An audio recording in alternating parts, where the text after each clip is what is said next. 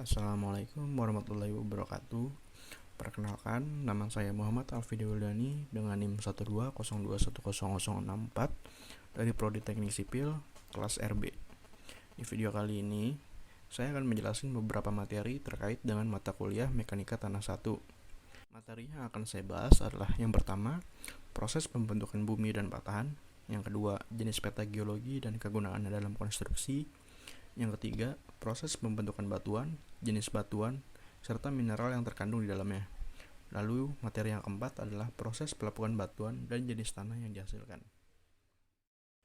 Langsung saja kita masuk ke materi yang pertama, yaitu proses pembentukan bumi dan patahan. Terbentuknya bumi didasari atas penelaahan paleontologi dan stratigrafi. Saat awal terbentuk, bumi masih berupa bola pijar yang panas dengan suhu permukaan mencapai 4000 derajat Celcius. Sebab perputaran serta adanya gas yang menyelubungi bumi, suhu panas tersebut menyebabkan terjadinya penguapan. Secara berangsur-angsur, bagian permukaan bumi mulai mendingin. Proses pendinginan akhirnya membuat bagian luar bumi membeku dan membentuk lapisan kerak bumi atau litosfer. Namun, bagian dalam bumi hingga saat ini masih dalam keadaan panas serta berpijar. Selain membentuk kerak bumi, pendinginan massa bumi juga mengakibatkan penguapan yang sangat besar di angkasa. Proses ini terjadi dalam waktu jutaan tahun hingga terjadi akumulasi uap serta gas dengan jumlah besar. Pada saat itulah mulai terbentuk atmosfer bumi. Uap air yang terkumpul di atmosfer dalam waktu jutaan tahun akhirnya dijatuhkan sebagai hujan untuk pertama kalinya di bumi dengan intensitas yang tinggi dan waktu yang lama. Air hujan tersebut akhirnya mengisi cekungan di muka bumi dan membentuk perairan laut dan samudera. Nah, selain dari penjelasan yang saya sampaikan tadi, masih banyak sekali tentang teori pembentukan bumi. Antara lain ada teori Big Bang, teori nebula, teori pasang surut, dan teori bintang kembar. Serta ada juga teori-teori dari para ahli. Selanjutnya yaitu pembentukan patahan. Menurut ilmu geologi, sesar atau patahan adalah fraktur planar atau diskontinuitas pada suatu volume batuan, di mana telah terjadi perbedaan signifikan sebagai hasil dari gerakan massa batuan. Patahan atau sesar yang besar dalam lempeng bumi dihasilkan dari proses tektonik lempeng. Patahan terjadi karena adanya kekakuan dan gesekan batuan. Karena gesekan dan kekakuan batuan, batuan tidak bisa meluncur atau saling melewati satu sama lain dengan mudah. Kadang-kadang, ketika semua gerakan berhenti, tetap akan terjadi penumpukan stres di bebatuan dan saat mencapai tingkat yang melebihi ambang ketegangan, akumulasi energi potensial akan didispersikan oleh pelepasan tegangan. Pelepasan tegangan difokuskan ke sepanjang bidang di mana gerakan relatif tersebut ditampung. Tegangan terjadi secara akumulatif atau instan, tergantung pada kekuatan batuan. Kerak bawah dan mantel yang duktil mengakumulasi deformasi secara bertahap melalui gaya geser, sedangkan kerak atas yang brittle bereaksi dengan fraktur menghasilkan lepasan tegangan menyebabkan gerakan sepanjang patahan. Energi yang dilepaskan oleh lepasan tegangan inilah yang biasa menyebabkan gempa bumi. Gempa bumi merupakan fenomena umum di sepanjang batas patahan transform. Selanjutnya kita masuk ke materi yang kedua, yaitu jenis peta geologi dan kegunaannya dalam konstruksi. Yang pertama ada pengertian peta geologi. Peta geologi merupakan gambaran mengenai informasi mengenai sebaran dan jenis serta sifat batuan, umur, struktur, tektonika, dan lain sebagainya yang berhubungan dengan sumber daya. Peta geologi ialah salah satu dari bentuk data dan informasi geologi dari suatu wilayah atau daerah dengan tingkat kualitas yang berdasarkan skala. Peta geologi biasanya ditampilkan berupa gambar dengan warna, simbol, dan beberapa corak atau gabungan dari ketiganya. Berikut adalah jenis-jenis peta geologi. Yang pertama, peta geologi permukaan. Peta geologi ini merupakan peta yang memberikan informasi-informasi geologi secara langsung terletak di bawah permukaan. Skala peta geologi permukaan bervariasi yaitu antara 1:50.000 hingga lebih dari skala tersebut. Peta ini bermanfaat untuk menentukan lokasi bahan bangunan, drainase, pencarian sumber air, dan juga pembuatan jalan. Yang kedua adalah peta singkapan. Merupakan peta yang umumnya berskala besar dan juga mencantumkan lokasi ditemukannya batuan padat. Peta ini memberi informasi yang berasal dari pemboran serta sifat batuan dalam kondisi strukturalnya. Peta singkapan berguna untuk menentukan lokasi ditemukannya batuan tertentu. Yang ketiga, ada peta ikhtisar geologis. Peta yang memberikan informasi secara langsung mengenai informasi-informasi yang tersingkap atau ekstrapolasi terhadap beberapa formasi yang masih tertutup dengan lapisan endapan Holosen. Lalu yang keempat, ada peta struktur. Peta yang memiliki garis-garis kedalaman yang dikonstruksikan pada permukaan sebuah lapisan yang terletak di bawah permukaan.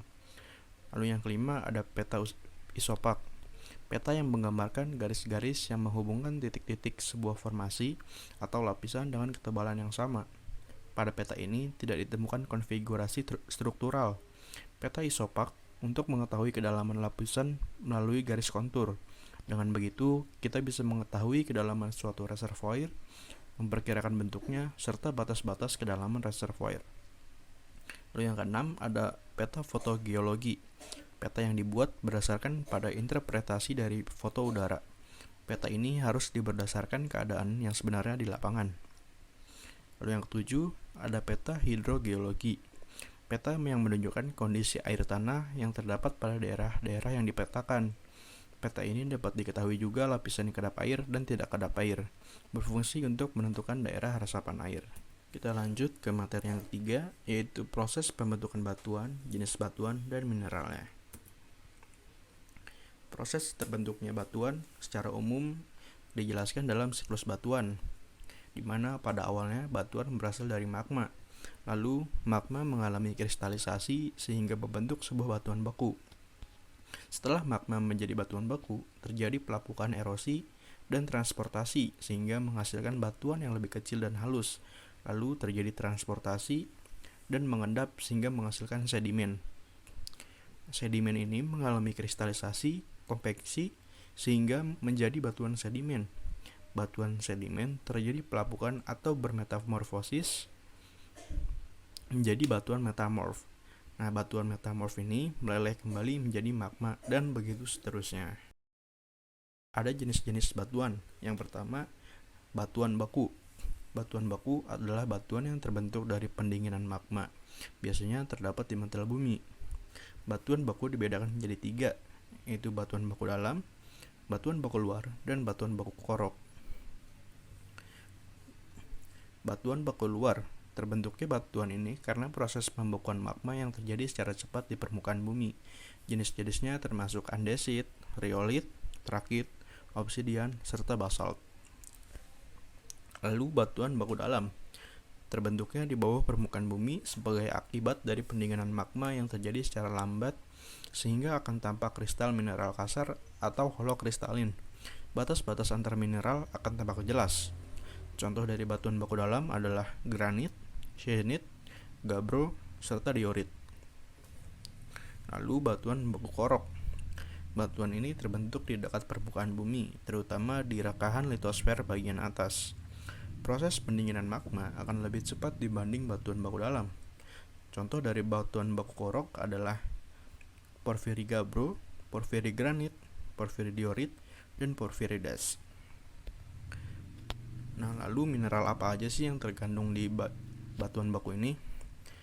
Di batuan baku, mineral yang terkandung ada 2, yaitu mineral felsik, di mana terdiri dari mineral kuarsa, feldspar, feldspatoid, dan muscovite. Lalu ada lagi mineral mafik, yaitu mineral yang berwarna gelap. Contohnya adalah biotit, piroxen, amfibol, dan olivin. Lalu batuan selanjutnya adalah batuan sedimen. Batuan sedimen berasal dari proses endapan atau sedimentasi. Nama lainnya ialah batu endapan. Proses endapan ini sendiri bisa terjadi karena materi air, angin, maupun gletser. Jenis-jenis batuan sedimen antara lain yaitu ada batu konglomerat, batu breksi, stalaktit, dan stalagmit. Sedangkan untuk mineral yang terkandung dalam batuan sedimen antara lain ada alogenik mineral, yaitu kuarsa, kaulinite, morilonite, dan biotit. Dan untuk mineral lainnya yaitu autigenik mineral, antara lain ada gypsum, anhidrite, kalsit, dan halit. Lalu batuan yang terakhir yaitu adalah batuan metamorf. Batuan metamorf yaitu batuan yang mengalami transformasi dan proses metamorfosa sehingga terbentuk batuan baru yang berbeda dari sebelumnya. Contoh dari batuan metamorf adalah batu karsit, batu ganes atau gneiss, dan batu pualam atau marmer. Nah, di dalam batuan metamorf ini juga ada mineral yang terkandung nih. Contoh mineral dari batuan metamorf adalah silimanit, kyanit, staurolit, andalusit, dan beberapa gamet. Untuk materi yang terakhir, yaitu materi keempat, adalah proses pelapukan batuan dan jenis tanah yang terbentuk. Jenis pelapukan batuan dibedakan menjadi dua, yaitu ada pelapukan secara mekanik dan ada pelapukan secara kimiawi. Yang pertama, pelapukan secara mekanik. Pelapukan secara fisik umumnya disebut pelapukan fisika atau dikatakan pula pelapukan mekanik. Pada proses pelapukan ini hanya terjadi perubahan fisik saja secara mekanik, tidak disertai perubahan kimia, sehingga komposisi kimianya tetap, yang berubah hanya sifat fisiknya saja. Dari yang semula mempunyai bentuk tubuh batuan besar serta masif, hancur menjadi bentuk-bentuk lebih kecil, yang terjadi hanya disintegrasi saja. Contoh jenis tanah dari pelapukan batuan secara mekanik adalah kerikil dan pasir. Lalu pelapukan secara kimiawi. Pelapukan kimia adalah penghancuran batuan oleh pengubahan kimia terhadap mineral-mineral pembentuknya yang melibatkan beberapa reaksi penting antara unsur-unsur di atmosfer dan mineral-mineral pada kerak bumi. Dalam proses-proses ini, struktural dan mineral semula terurai dan terbentuk mineral baru dengan struktur kristal baru yang stabil di atas permukaan bumi. Reaksi yang demikian menyebabkan terjadinya perubahan besar terhadap komposisi kimia, sifat fisik batuan, sehingga dapat dikatakan proses dekomposisi. Contoh jenis tanah dari pelapukan secara kimiawi adalah lumpur dan tanah liat. Cukup sekian penjelasan yang bisa saya sampaikan. Semoga apa yang saya sampaikan bisa bermanfaat untuk kita semua. Kurang dan lebihnya saya mohon maaf. Wassalamualaikum warahmatullahi wabarakatuh.